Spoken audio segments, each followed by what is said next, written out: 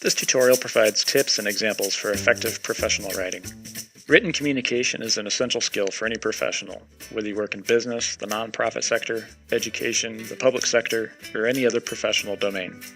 You need to effectively write so that you can communicate your ideas, research findings, and recommendations used in decision-making at your organization. There are 3 things to keep in mind for professional writing: purpose, format, and audience. The purpose of professional writing is communication, and you want to communicate in a way that obtains the interest of the reader, provides relevant information, and influences decisions that the reader will make. Format is very important and needs to support your purpose in writing, so be clear and concise. Use headings and subheadings with different font size or style for content organization. Use bulleted or numbered lists to clearly display information, and use a combination of text, graphics, and pictures to best display different types of information and keep the reader's interest.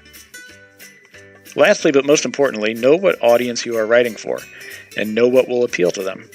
There are many different types of professional writing for different audiences, but 2 generalized examples we will focus on in this tutorial are an analysis for an audience inside your organization and a white paper for an external audience. First is an analysis for an internal audience. Key considerations for this type of writing are: what research do you need to complete? What level of analysis is needed to provide enough useful information? What should the final writing product look like in style and length?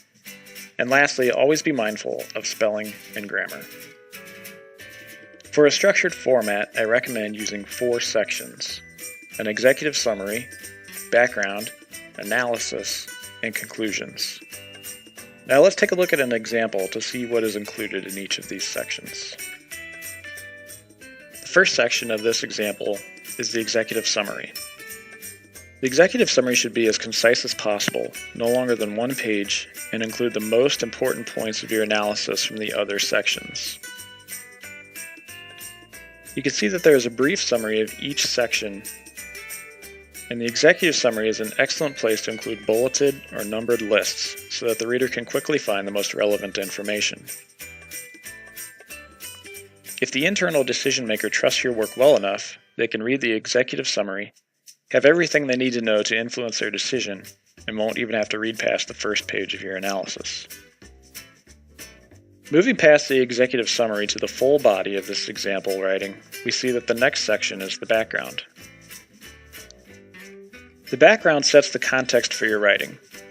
The background section should include information about the purpose behind your research, which is often a problem statement or specific research question.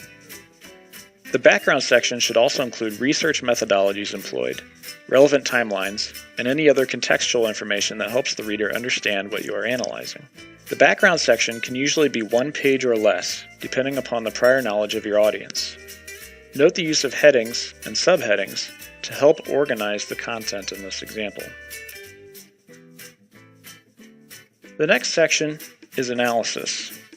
The analysis section is where you describe what you found through your research. It should include relevant charts and graphs that result from the research completed. Be sure to label charts consistently. This allows you to make clear references within the text that the reader can easily follow. You should also use a reference style with footnotes that is acceptable in your organization. Notice that headings and subheadings are used again in this section to organize content. There's plenty of use of white space for ease of reading, and charts and graphs are used to best display information that was analyzed. The analysis section will be the longest part of the paper and may be several pages long. The last section is conclusions. To this point in your writing, you have provided context for the research that was done in the background section. Next, you describe your research findings and the new information that is available to the reader in the analysis section. Lastly, in the conclusions section, you need to tell the reader what they should do. Provide clear recommendations for addressing the problem, actions to take, further research that is needed, or other suggestions for their decision making. The conclusions section should be short, probably a page or less, and as in this example, It is a good place to use bulleted or numbered lists to make it clear for the reader what you are suggesting. Next, we will look at a white paper example for an external audience. For this type of professional writing, the key considerations are the same with regard to research required, depth of analysis, length and style, and spelling and grammar. The difference here is that there are additional considerations for an external audience. When writing a white paper, you want to demonstrate your abilities or competence in a specific area, and a white paper usually includes an element of persuasion or promotion. As with an internal analysis, white papers follow a structured format and generally contain these sections: a title page, overview, solution, and call to action. Let's take a look at an example white paper and see what is included in each of these sections. The purpose of the title page on a white paper is to grab attention, so it usually has a bold and attention-getting title, as well as pictures or graphics related to the research. Lastly, the title page will include the company or organization name. The next section is the overview. The overview in a white paper sets the context and provides background information about a problem, issue, or new topic that the reader is interested in. Note the abundance of white space used in the formatting of this example, which is why this type of writing is called a white paper. Additionally, you may notice that there is more of a magazine sort of feel to a white paper that enables the use of callouts on the side, different font sizes and styles, and the use of colors and themes.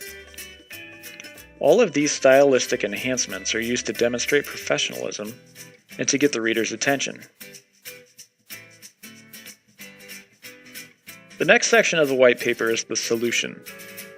The overview section set the context and got the reader thinking about the topic at hand. And now the white paper provides a solution that the reader can use to solve the problem.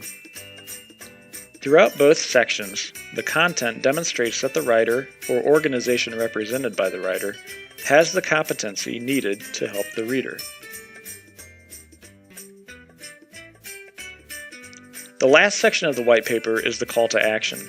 This often includes a forecast or prediction of some sort, or another question posed to the reader to get them to consider their options for taking action. Finally, the very last page will include all relevant contact information for the organization that produced the white paper, so that the reader can engage with them if they want to. To conclude this tutorial, I remind you of 3 tips that will help you develop your professional writing skills. Keep in mind your purpose, format, and audience in order to produce professional written work.